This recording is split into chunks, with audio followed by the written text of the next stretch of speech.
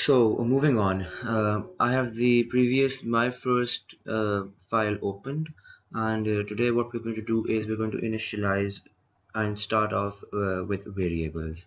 So what is a variable? A variable is a container uh, which will save values for you. For example, we can have a variable named x with type int.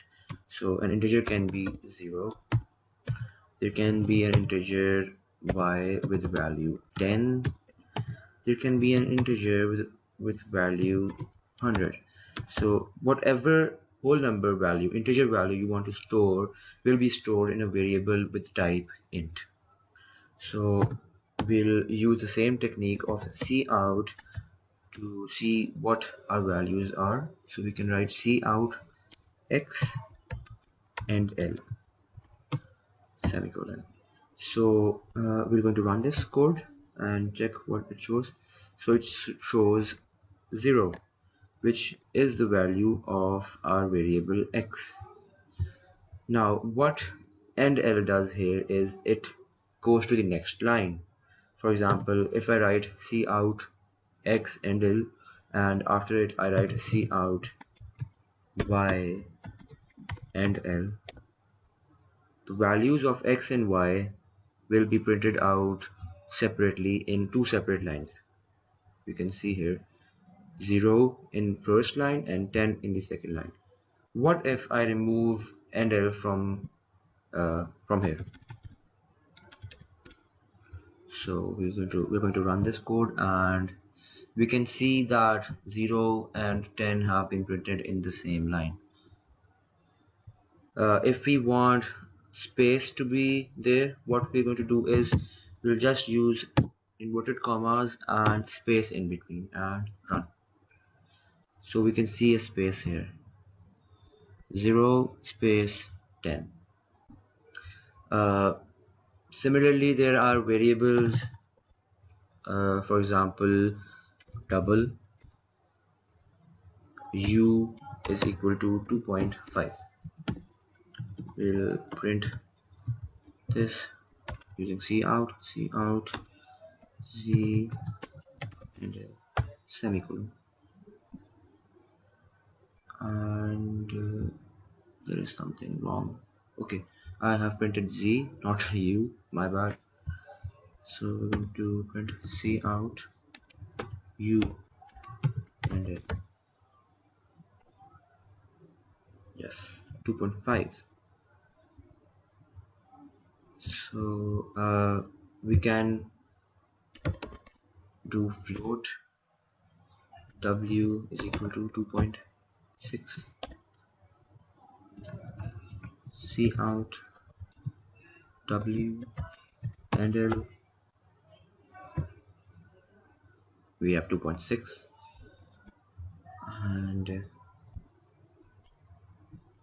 so on. And we can do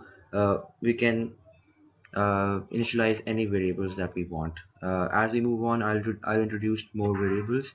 So to start off, we're going to use use xyz here and do some computations now.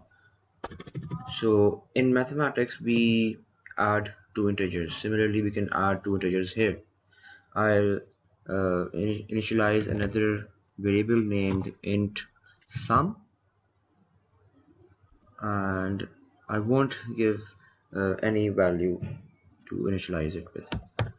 What I'll do here is I'll state sum is equal to x plus y semicolon.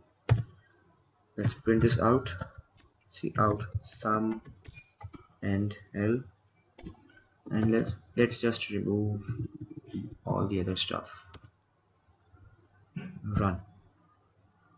So the answer is 10. 0 plus 10 is 10. Let's do another. Let's edit this to sum is equal to z plus y, and let's run this. We can see that the answer is 110, which is y plus z. 10 plus 100 is 110. What similarly we can subtract. What if I want to subtract z minus y. Okay, we'll run this, and the answer is 90. 100 minus 10 is 90. We can multiply z into y. The answer should be 1000, and it is 1000. We can divide z divided by y. 100 divided by 10 is 10. The answer is 10. So we can do any computation that is available in mathematics.